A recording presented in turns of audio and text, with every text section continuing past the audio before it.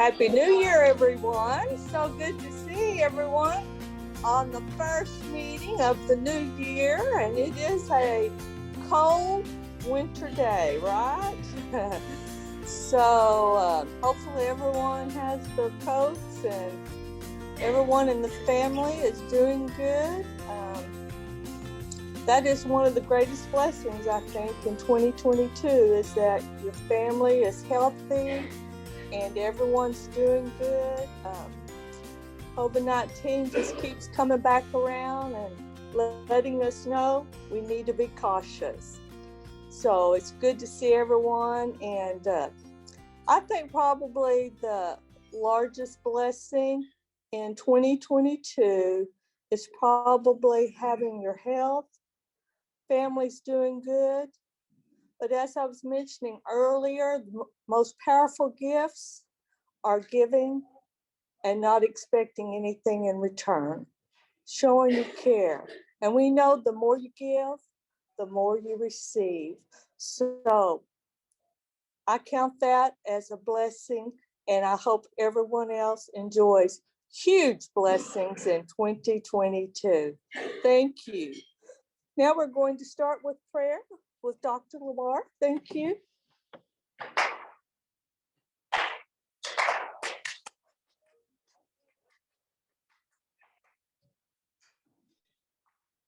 So my stepdaughter gave me a little hand towel that says, wash your hands and say your prayers because Jesus and germs are everywhere.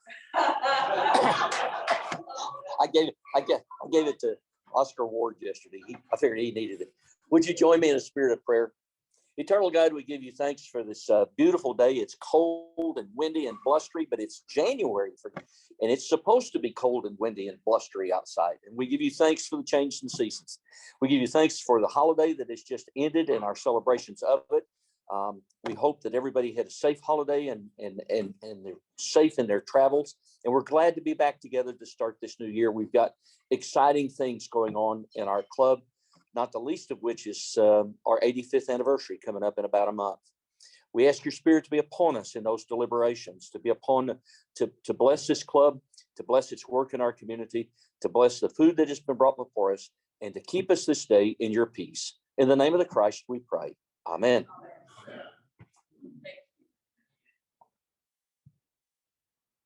Now we'll have the Pledge of Allegiance. And since Dr. Parra isn't here today, he notified me earlier that he's struggling with a sinus infection. So we can all hold him up in prayer that he will feel better soon. And so Ryan would like to do that. Thank you so much. You want to follow me in the Pledge of Allegiance? I pledge allegiance to the flag of the United States of America and to the republic for which it stands, one nation, under God, indivisible, with liberty and justice for all. God bless America. God bless America.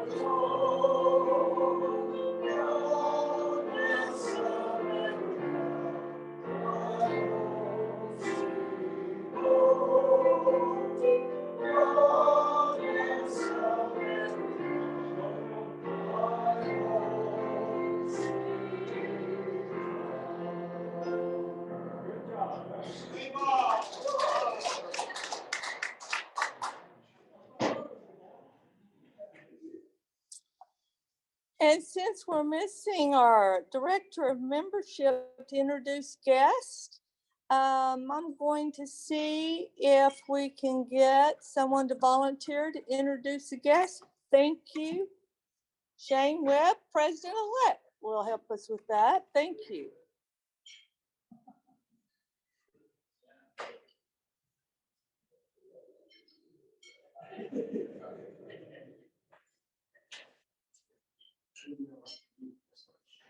well, we do have Jeff Cover with us again. Here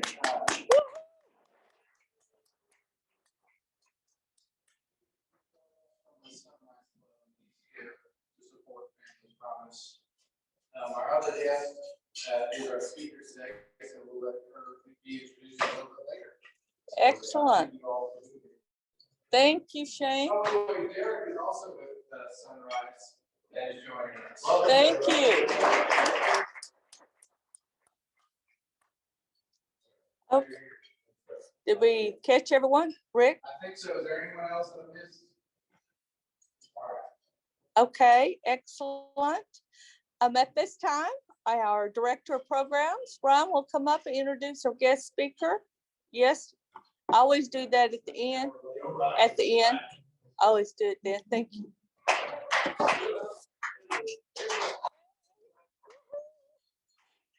All right. Thank you so much for that powerful clap. I appreciate that, everybody. So it's very exciting each week it's exciting to present the speakers because we have so many different organizations, different people with different callings to their hearts and to their resources and their talents. And so this week, it's really exciting to have Family Promise speaking and sharing their story with us and giving us some clear ways that we can engage and support. But I think what's powerful, before I introduce the speakers, to realize that there's different programs to where our talents, our gifts, our giving hearts are available, and they need our help, right? They need our help, not just with our time and our money, but also with our connections to other resources, to other people, to people with common callings, to other organizations that can help each other. And so what I think is especially powerful about Family Promise, not only the organization, but the people and the way the calling has brought these people together. And as I was talking to Kathy just a few minutes ago about how she got drawn into Family Promise and meeting Aubrey and being drawn into this, it's not only through experiences in our past, but it's also in just our quest for learning and our quest to engage with different companies and common callings and so forth. And so it's really special to not only hear that, we'll hear about Family Promise from Kathy, but we'll also hear a little bit about her story and how she got connected with Family Promise, and most importantly, how we can all contribute. So it's with great honor that I get to introduce our speaker today, Family Promise, Kathy Turner.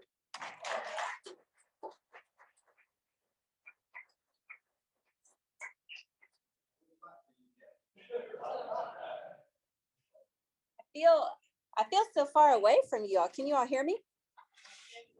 Okay. Barely? Well, I talk loud. I probably don't even need this. So let's see. All right. Well, I am Kathy Turner. I'm with Family Promise of Irving, and I'll tell you a little bit about us, and I'll tell you a little bit about me, because I think that's what makes things really exciting, and the synergy that we can have together is when you learn the people behind the organization. I am a friend to Aubrey that we did a master's program together. My story is, and it fits well with where I am now doing social work. I come from a corporate America background, and I went back at, should I even tell it? I went back at 47 years old to get a master's degree, and I got this degree in Christian counseling. And little did I know that it would lead me into social work that deals with family homelessness. It has I have so taken to it that now I've gone back again, and we're gonna go on and do a PhD. So I am kind of a wobbly person here, going, okay, I'm a student, okay, I'm a worker, and I go back and forth with it. And Family Promise has been such a blessing to this community, but it's also been a blessing to me. I stand with you in learning about Family Promise because I am not an Irving resident. I am a resident of Rockwall. And so I drive here, and I've been here about 9 months. And the thing I want to tell you about your city is I really, really like it here.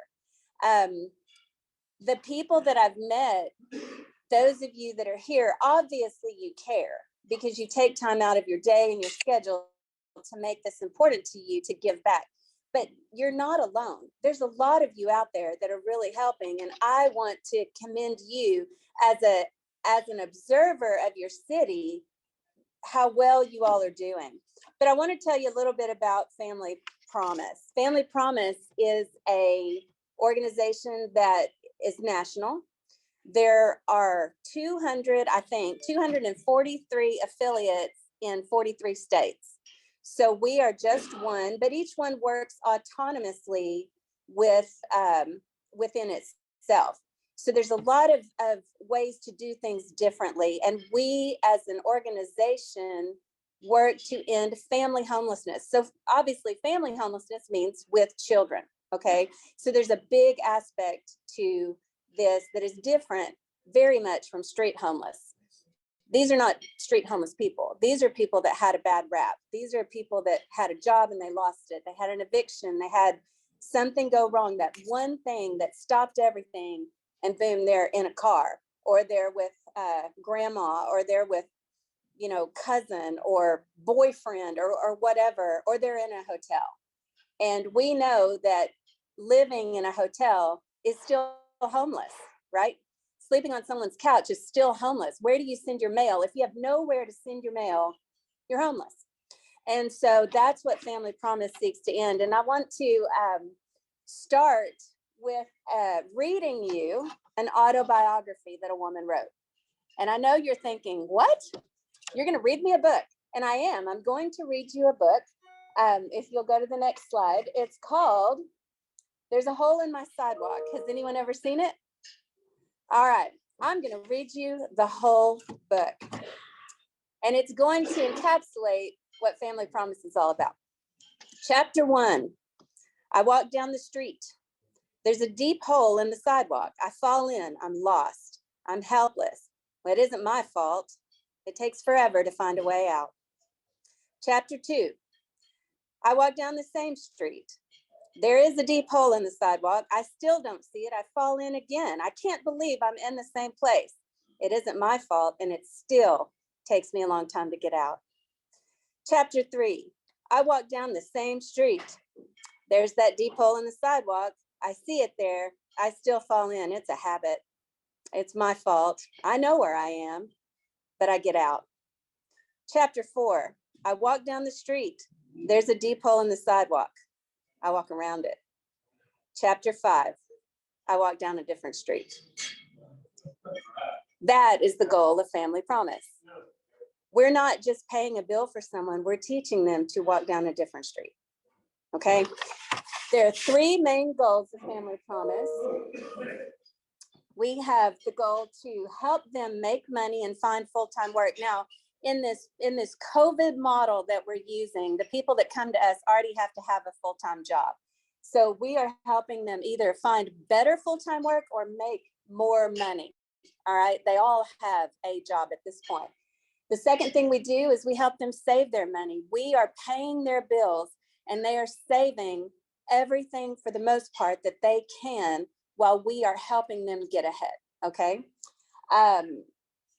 The third thing we do is we help them find a house, find a home. It's an apartment, of course, and therein lies the problem. There is the hole, because there's no affordable housing left, all right? So we're gonna talk a lot more about that. Part of the way that we did this pre-COVID, I was not here, but the way that it was done is through churches. There are 14 congregations in your city that help us do what we do. Pastor Shane is a big one. And Pastor Shane is one of the facilities that we use, and also one of the volunteers, and Barbara is one of yours, right? What we would do is we would pack up these families and we'd take them to a church for a solid week.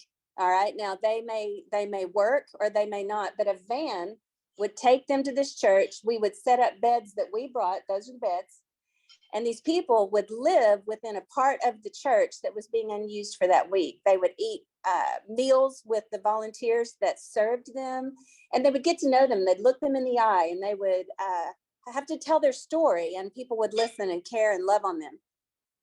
You see down there that some of the churches even set up a little home for them, a little living room that that they would use. Now, some of the churches don't have facilities for showers and stuff, so these vans would bring them back to our day center, which was on the very front slide, and show them that is our day center, and the people can be there during the daytime to do computer work, laundry, and there's the kitchen as well, but no one stays there overnight. That's where our office is too. All right, back to the volunteers. We have it within these 14 churches. We have a base of many volunteers, but as you know, COVID changed the world in every way, and our base has shrunk significantly because people just aren't coming back like they did, and that's okay, but we've got to bend and shift with that, and that's where we're at right now. All right, this is the why we do it. Family homelessness has remained a constant and stubborn force, robbing families of their stability and children of their future. This is the CEO of Family Promise, Klaus Ellers, and he was actually a homeless kid. He started this organization from the beginning when his mother went through a tragic divorce, and she was all of a sudden unable to care, and then they were on the street. And so he started this organization, and it's blown into what it is today. The what, the reason, the biggest barrier for our families in accomplishing their goal is affordable housing. So now we're going to take a look at what that actually means. Affordable housing is considered affordable when the monthly cost is less than 30% of your income. So think about what you all make or what you all bring in. You take 30% of that, and that is what affordable housing means. So if you've got somebody out there like our residents who maybe, well, one that's in our program right now is a dispatcher for a plumbing company. It's a good job. It's an hourly wage. She doesn't make enough to afford what she needs to have to support her family of 4. And therefore she ended up in a car. All right. Fair market rent is a federal estimate, and it's based on the 40th percentile of gross rents within a community. I think the slide that I have next shows you, now you may not be able to see this, but I'll explain what you're seeing. It shows you, oh, you're good. Thank you. It shows you that in any given moment, affordable housing might be $800 a month or less. What you see down here in the blue and the gray are the various metropolitan areas of Texas: Austin, Dallas, Fort Worth, El Paso, Houston, and San Antonio. When you're looking at the blue, you're seeing where things were, I think, in 2011. When you're looking at the gray, you're seeing where things are today. Hello. Hey. All right. So scooch over to the left just a little bit, and we will see that in 2011, there were 600,000 units or apartments in the Dallas area for less than $800. All right, look at it today. There's 350,000. That's half. And you know, they're every one taken, right? They're taken with those that can afford it. So the options aren't even there anymore. And Dallas, if you look at it, that other one that's a little bit off to the right is Houston. You will see the biggest drop in the entire state has been in the Dallas-Fort Worth Metroplex, right? Where we had more, and now we have even less than everyone else. All right. Okay, the next slide shows you just 3 zip codes within our Irving area. And those 3 zip codes are 75017, 75060, which is where our day center is, and 75061. So, for example, the family that we have in the program right now, she would have 4 children and herself. So at least to be comfortable, there would have to be probably 3 bedrooms, maybe 2. All right, you look at that in 75060, and she would need an apartment with $1,470 a month rent, or at the very, very least, $1,150 a month. Even a 1-bedroom is $970. And remember, if this person makes $2,000 a month, then 30% of that is what $600. She can't afford anything in the city. Now you could pay more. We say 30%. That makes sense. That's a good number, but they say, no, I can't afford it. I'm going to get an $800 a month apartment. Then here comes a flat tire. Here comes an oil change. Here comes a transmission. Her car right now has a transmission issue and needs to be fixed. Now she can't pay her rent because she never could in the first place, right? And it's not her fault. So we tried to educate more. We tried to build up their skills so that they can get better jobs, so they can afford the minimum, because even the minimum isn't affordable anymore. You see where I'm going with that? So sometimes homelessness, we look at these people and we say, you've chosen that life, but have they? Have they really? And we all can do better, but sometimes we need somebody to come up beside us. It's not just money they need. They need knowledge, they need training, they need a chance. And Family Promise seeks to put your organizations with our organization and pair up people. There's a success story that happened before I got here of a woman who was in our program, and she believed herself to be capable of working in a corporate setting. And every time she would go get the job, she presented well, but she couldn't keep the job because she wasn't fast enough or she didn't have the skill. So somebody at the Irving Chamber of Commerce gave this person a job. And this was a couple of years ago. She did that job well and was able to find a job equally like this in California in her home. And we talked to her. I got to meet her over Zoom a few months ago. And this person is thriving. And the background behind her, the home she was in, looked kind of like yours and mine. And it just goes to show that sometimes the hand that they need is not just money, it's a chance, right? And so that's what I want to get through for today, because it's not even affordable. So look at this. The current living wage in Dallas County for a single parent with one child is $30.62 an hour at full time. So a lot of people can't get full-time work, they get part-time work. And I don't know about you, but I bet you all know somebody who's not making $30 an hour, right? I tell you what, in social work, I'm not. All right. If you want to know more about this, there is the there's the link to the MIT website that shows this for every county in America, what it is. And Dallas has all of a sudden this great, wonderful place to live that was so much better than California is not so affordable anymore. It's getting worse. All right. Now what you're seeing here, it's hard to see, and I guess he can blow it up a little bit, but basically this is where that number comes from.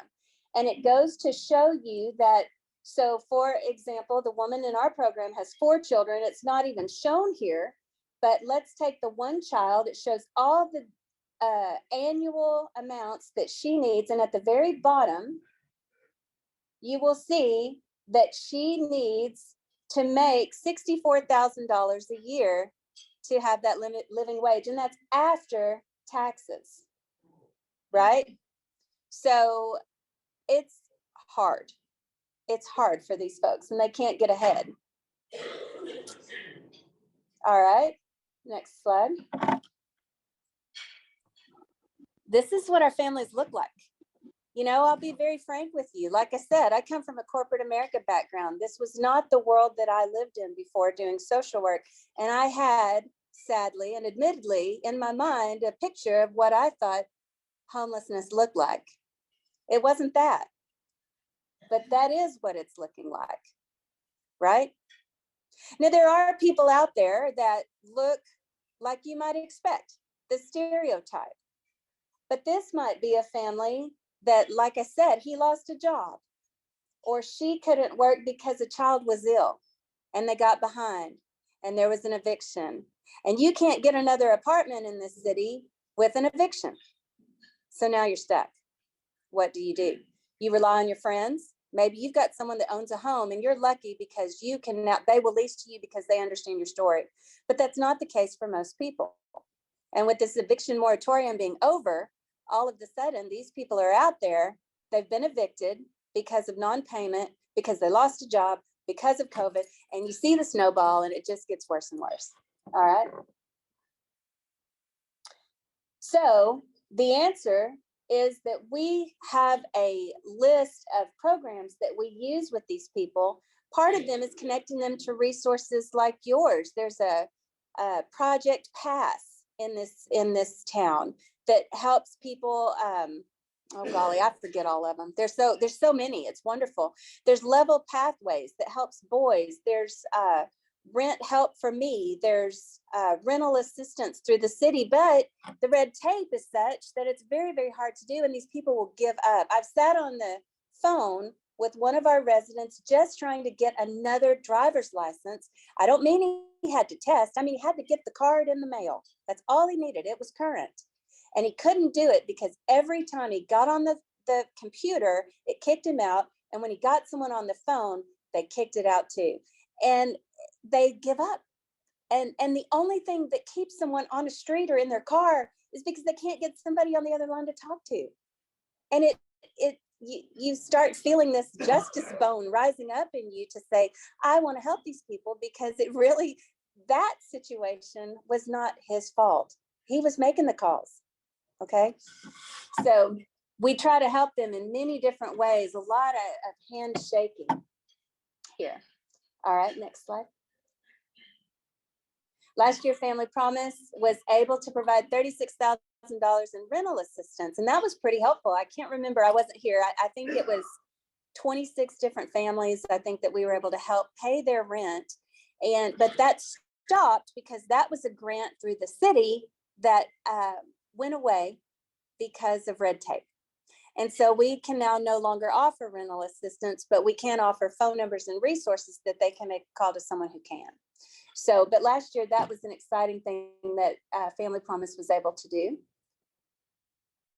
In 2020, we helped 6 families in shelter. You say that might be not very much, but remember that was COVID. So it was kind of a strange thing where everybody was kind of sitting still.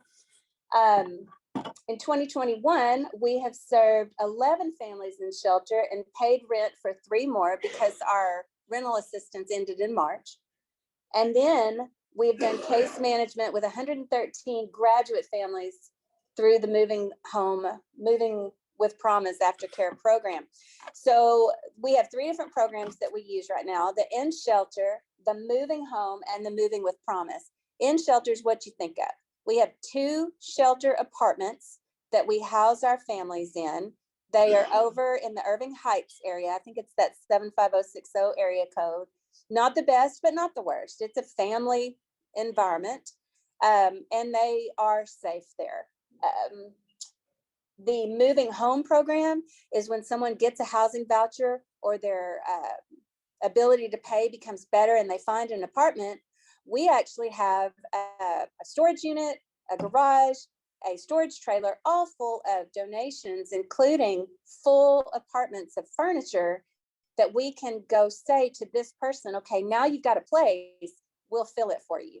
And we even have these ladies that come with us, and they do kind of an HGTV, setup, staging, and a reveal. And it really is pretty sweet. And I got to witness one this summer, and these kids were like on the floor crying. They had never had a bed. And so it starts a life over, it gives them a leg up. The Moving with Promise program is our families that have graduated, and we stay in touch with them to make sure that the skills they got or the trades that they're in are where they want to stay. We can offer them resume building. We can offer them case management with budgeting. We can see that, did we really need that Starbucks? If that Starbucks, if you had put those together a little bit, maybe you could have done an oil change. Do we really need that? Changing the way that they think, not scolding, not shaming, just saying, think before you, and take the Starbucks, take that money and put it over here. And now you've got a rainy day fund, right? Some of these people never had that opportunity. They never learned. They come from generational poverty. And we try to help them get out of that hole in the sidewalk and walk a little differently than they ever had before. I talked with a woman, I do trauma counseling with our folks when they come in. And I talked with a woman, 3 weeks ago, that said, I am one of 9 children. And we were displaced with Hurricane Ike back in, when was that? No, it wasn't Ike. It was, I don't remember. It was like 2016, 17. And the family came to Dallas. Well, she was just of working age at that point, and the very first paycheck that she made had to go back to mom. Every kid, when they got to the age, went to work, and every check went back to mom. And this child had no idea how to budget her money. She'd never done it because she gave everything back to mom. So now all of a sudden, when everybody goes back to Houston and she doesn't, actually it was Beaumont, I'm sorry, she doesn't want to go back. Now she's got a paycheck. She feels bad. She has a bad day. We've all done the retail therapy thing. And all of a sudden she has no money to show for it and she's on the street, right? Because nobody taught her how to do anything. And she was just doing what felt good. Haven't we all done that at some point? And so by Family Promise coming in, we can do case management with them, and we can look at it's a full reveal, it's full disclosure. If you're in our program and we're paying your bills, we get to see your bank statements, not to shame you, but to show, is this your best use of your money? Is this the best thing we could do right now?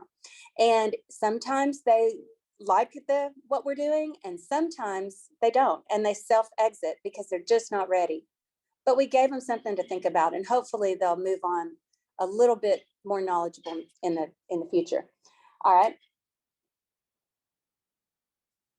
So what you can do is help us build community, because I believe that the key to all of this is kind of wrapping arms around these people, and saying it's okay. I don't want to keep it going.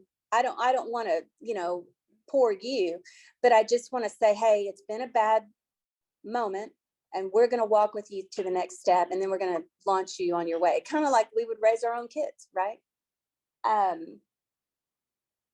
The next slide. So these are a few of our families that we have, and a few of our volunteers interspersed in there. And just goes to show that these are living, breathing people. These are success stories. This is one mother and her 4 children. And you can see they're all different ages because they've had all different life experiences along the way. All right. Our next steps, what you can do for us.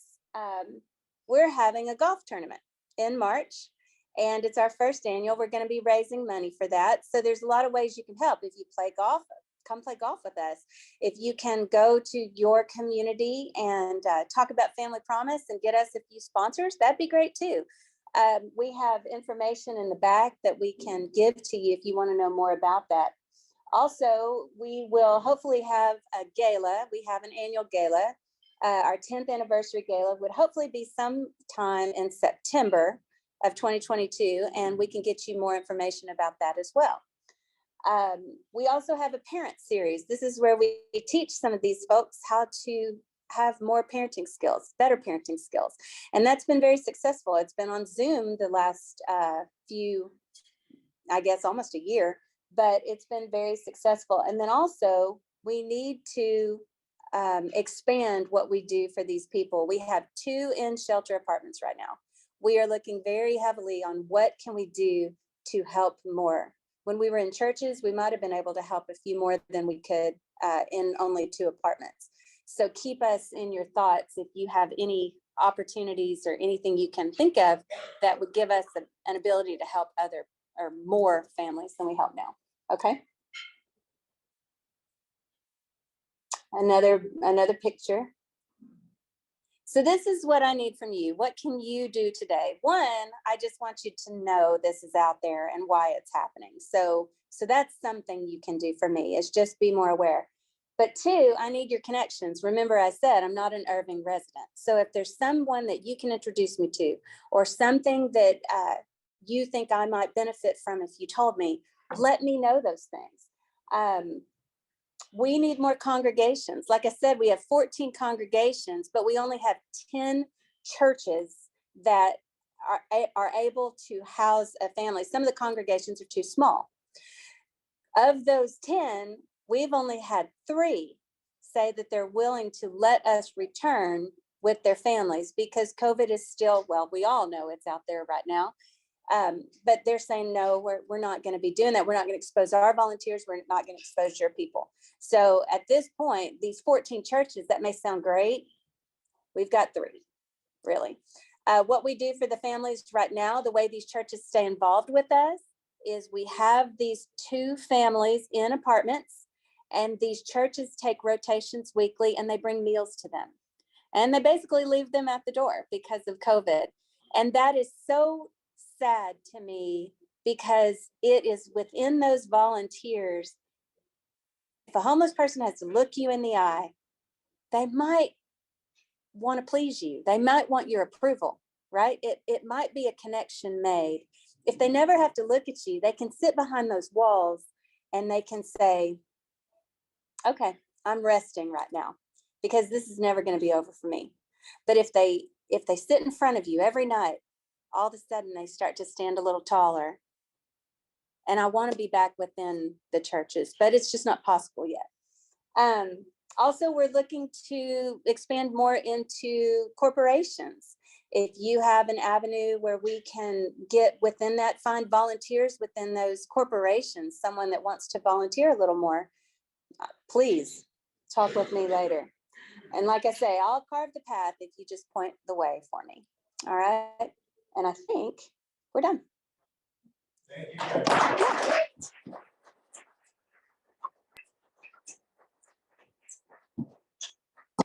I don't know if we're really done, or if I should ask if there's questions, or does anyone have one? Okay. Oh.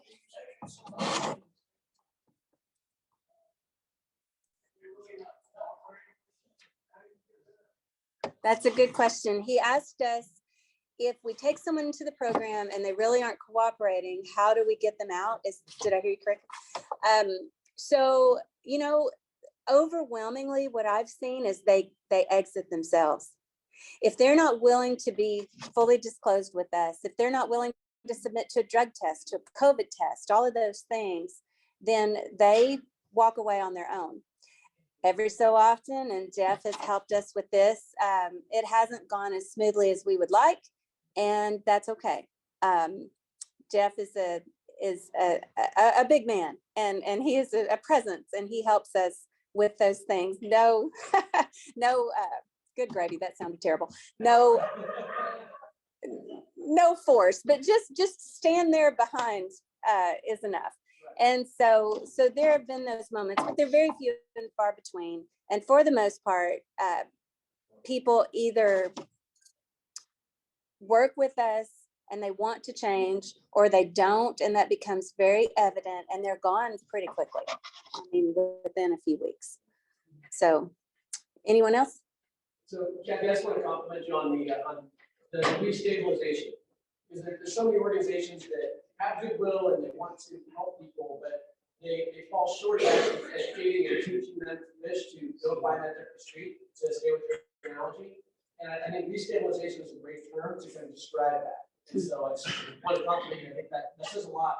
It's not just giving them something and then good luck. It's you're partnering with them, educating them, and getting them to a totally different place. Right. I agree with you. Thank you. Great presentation.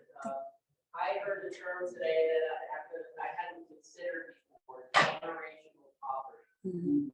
And I think I'm going to think on that. Well, I can get you more information. It's I didn't know either.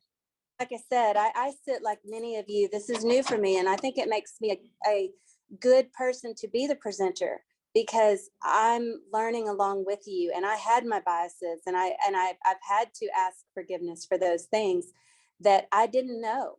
It wasn't ignorant. I mean, well, it was ignorance on my part, but it was really more just not understanding what it looks like and how it came to be, and how some of these people coming in, they never had a chance because no one ever showed them. And we can now, it's harder now when they're adults because they've formed a way to be, but we can show them a different way. And those that want to take the hand, they do, and they become pretty successful. So thank you. Anyone else? All right. Thank you so much for your time.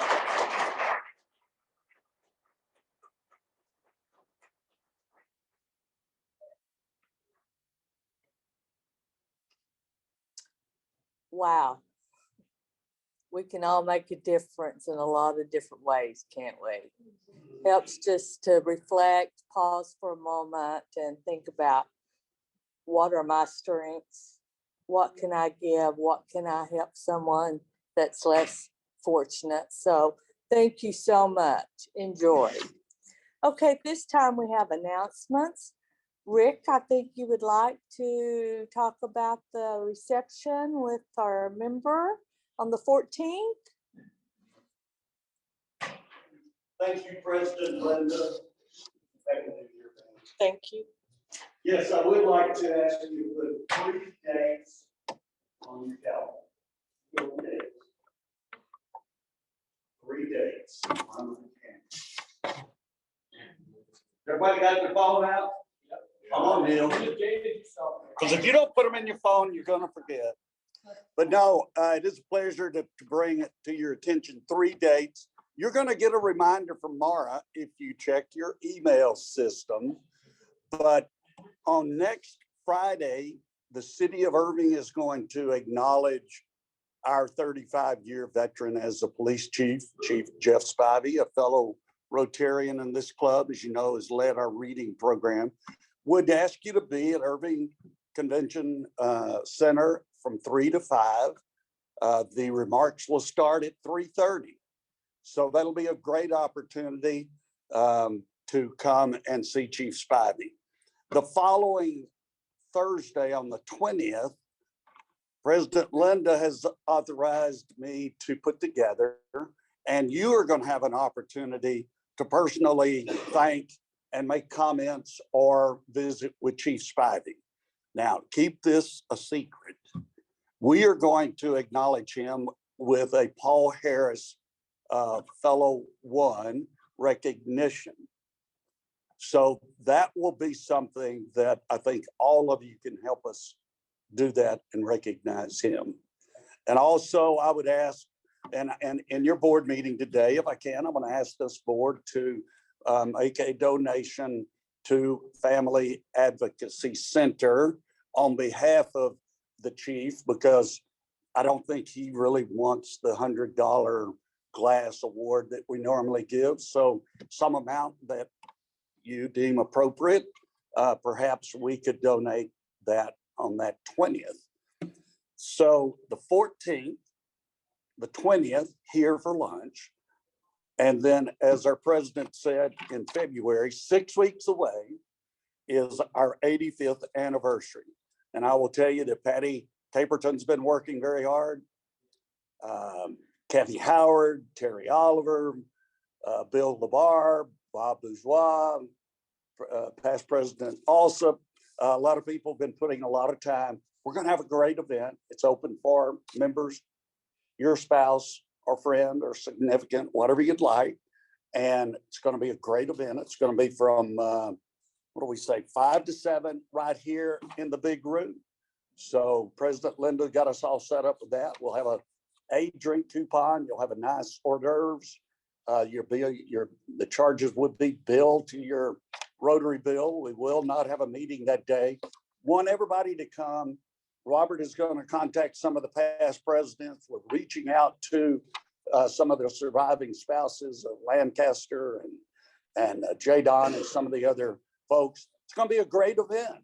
85 years. I'm going to do some checking to find out, but I think we're like probably in the top 5 oldest Rotary clubs in District 5810. I'll try to get that answer. President, that's all I have today. Thank you. Thank you very much. February 17th. Thank you so much. And Ed McCarty would like to give us an update with the Salvation Army. We all contributed, ring that bell, and encourage some contributions. Thank you, Ed.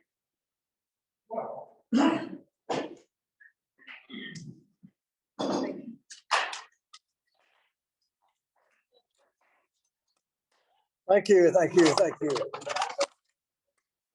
not going to go into all the detail because I sent an email out to each individual of the Rotary Club with the results. Usually we go over what the teams did.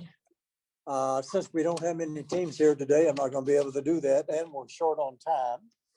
Anyway, we collected almost $2,400 for 4 Saturdays. That's equal to about what we did last year. We had beautiful weather with the exception of the last day. It got a little chilly. And how would you like to ring the bell today? Not too good. I want to thank everybody that participated. The Salvation Army appreciates it. This year the colors were down. As you can see, COVID has caused a lot of problems for a lot of organizations, but I think everybody recognizes the issues and will make a point to come back.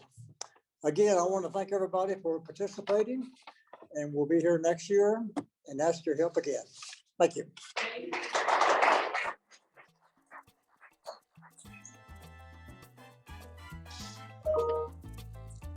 Okay, board meeting will follow today at the conclusion of the meeting. Next week, we will have our noon meeting here at the Las Colinas Country Club. And we're going to give updates on how we accomplished a lot of things in 2021 and what the opportunities are to reach the goal in 2022. So look forward to that. And we're going to include some of the board members and officers to help me with that. So look forward to seeing everyone and update on what we are so proud of. The 4-way test, Shane Webb, thank you. Please stand with me. 2 brief announcements. If you don't already know, they're very before you leave. The second is next Wednesday at our church, Woodhaven. It's open to the community. Financial Peace University with Dave Ramsey at 6 o'clock Wednesday night for the next 8 weeks. So if you want to do it or you know someone who can benefit from that, please do. No matter what your financial status, it's good for anyone. I'm going to take the class myself. So there you have it. And now will you please join with me in the 4-way test of the things we think, say, and do. First, second, third, fourth.